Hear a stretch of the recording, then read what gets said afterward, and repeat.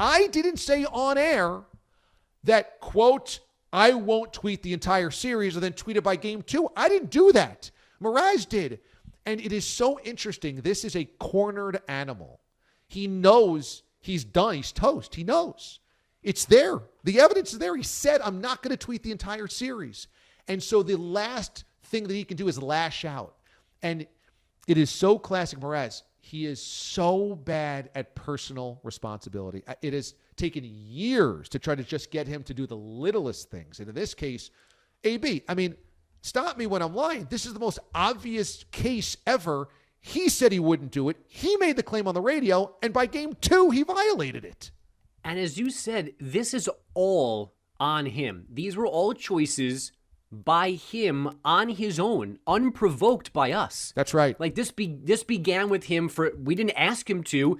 He signed off on the Yankees because they went 5-15 over 3 weeks. He was the one that just came on the air heartbroken, gave up on the Yankees. The clip we just played, begins with you prepared to hear him go back to being his horrible Yankee fan self. And he goes, no. Yep. Wait a second, DA. I'm going to be an adult here.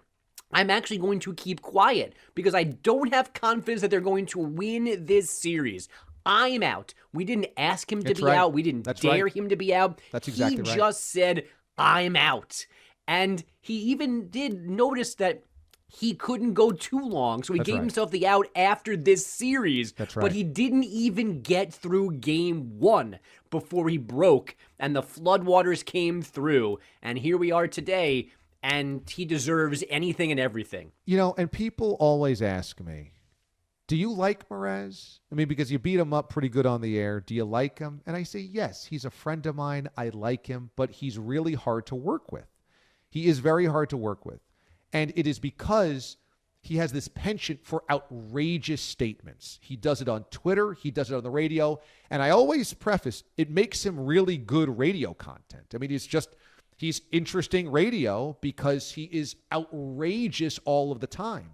But that does have a penalty. You can't just be outrageous and never be held accountable. And in this case, it is, I've sworn off the Yankees. They're not winning anything. I'm not emotionally involved. I'm waving the white flag. Okay, that's what you said. That's not what I said. That's what you said. And then I'm not going to tweet about them. I don't care. They're not going to win the series anyway. They're toast. It doesn't matter. I'm not going to tweet at all. Okay, that's what you said. That's what you said. And then by game 2, he's tweeting 12 times.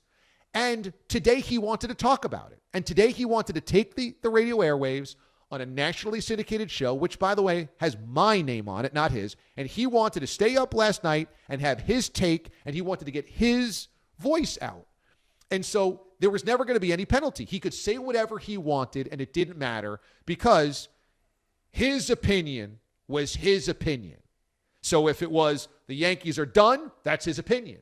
If it's I'm not going to ever tweet about the Yankees, that's his opinion. If he wanted to change, that's his opinion. If he wanted to stay up all night to watch him, hey, that's his thing. And if he wanted to talk about it on today's show, it was, quote, for the good of the show, for him to have an opinion about last night's game, right?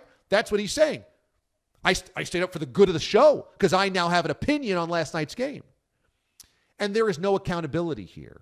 There is no, what I say has ramifications. What I say has something that I have to be held to.